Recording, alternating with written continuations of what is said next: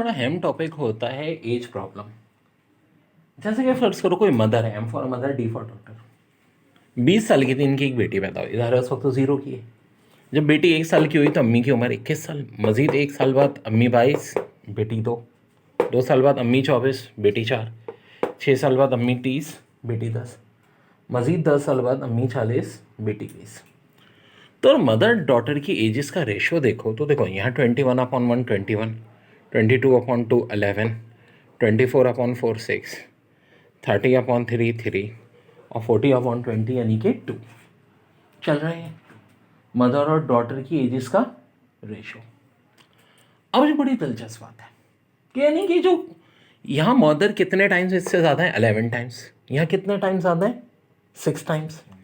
यहाँ 3 times. Edges का difference वही रहेगा हमेशा। कितना रहेगा भाई, जितना है, यानी 20 साल। ये जो टाइम्स है ये वक्त गुजरने के साथ साथ चेंज होता रहता है।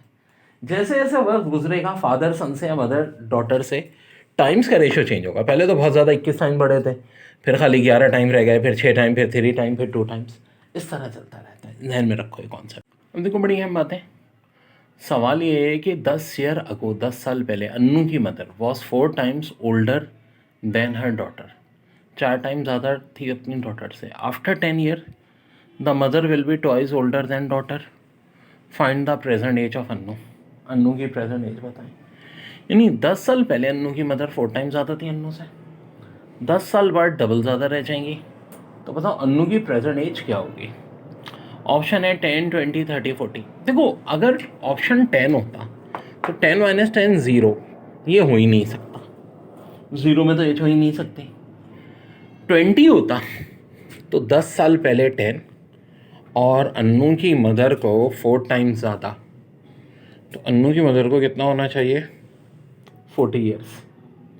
ठीक है, अन्नू की मदर की एज क्या होनी चाहिए, 40 साल। और 10 साल बाद अन्नू 30 की, तो अन्नू की मदर की एज कितनी होनी चाहिए, डबल, यानी कि 60। अब देखो क्या ये प्रैक्टिकली पॉसिबल है। अन्नू की एज अभी 20 साल, 10 साल पहले 10 साल, अम्मा की 40। तो इसका मतलब है अगर इस हिसाब से देखा जाए तो अम्मा की मौजूदा एज कितनी होनी चाहिए, 50 होनी चाहिए, और 10 साल बाद 60 होनी चाहिए। तो बिल्कुल सही है जी ये वाला ऑप्शन। कैसे, अब देखो और अच्छी तरह समझ लो। 20 से बिल्कुल सही आ रहा है। 30 पे वैसे भी इतनी ज़्यादा हो नहीं सकती। 34 जा कितना होता है, 120। अन्नू की अम्मा 120 हो गए भाई, अल्लाह को मानो यार। ठीक है, बल्कि 10 साल पहले 120 नहीं, 10 साल पहले कितनी होती, 20। तो 20 से 4 सा 80, और 10 साल मज़ीद बढ़ा दो, जब अन्नू 40 की हैं तो भी देखो अब ये कितना आ रहा है, 80 आ रहा है भाई। 10 साल पहले पे भी 80 प्रेजेंट एज से, 10 साल बाद भी। ऐसा कैसे हो सकता है। अम्मा की एज में यहाँ और यहाँ कितने का फ़र्क होना चाहिए, 20 साल का। देखो ना, क्योंकि अन्नू की एज 10 साल पहले और अन्नू की एज 10 साल बाद, जैसा कि यहाँ आ रहा है 20 का फ़र्क, 40 और 60। तो करेक्ट ऑप्शन कौन सा होगा, 20 वाला। करेक्ट ऑप्शन कौन सा होगा, 20 वाला। देखो बड़ा अच्छा सवाल है। Sum of ages of son and father is 56 year. After 4 year the age of father will be 3 time that of the son. Find their respective ages. कि सम जो है वो सन और फादर की एजेस का 56 है। अब देखो ऑप्शन यही है, एक 30 और 20 ये तो ही नहीं सकता, ये समय 56 नहीं है। 15 और 10 का भी नहीं है, 50 और 6 का भी है, 40 और 12 का भी। और एक ही ऑप्शन ऐसा होता जिसका सम 56 होता तो ये आंसर होता। अब हम दूसरी कंडीशन देखेंगे। After 4 year the age of father will be 3 time that of the son age. Find their respective ages. यानी 4 साल बाद फादर की एज जो है वो अपने बेटे से 3 टाइम ज़्यादा होनी चाहिए। यार यहाँ 4 प्लस करें, 54 और 10, ये तो 3 टाइम नहीं है, तो ऑफकोर्स ये भी नहीं होगा।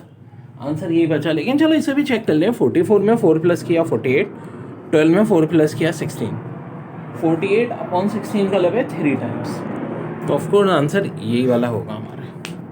बड़ा अच्छा सवाल है। Ages of A and B are in ratio of 6:5 and sum of their ages is 44 year. चलो यार, the ratio of their ages after 8 year will B.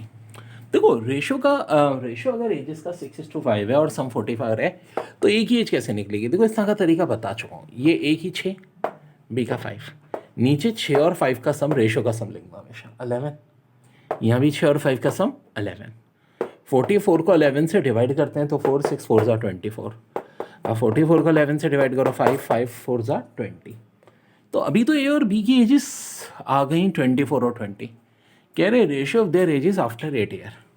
24 में 8 प्लस करो 32, 20 में 8 प्लस करो 28। 32 और 28 का रेशियो क्या हो जाएगा 8:7। यही आंसर होगा।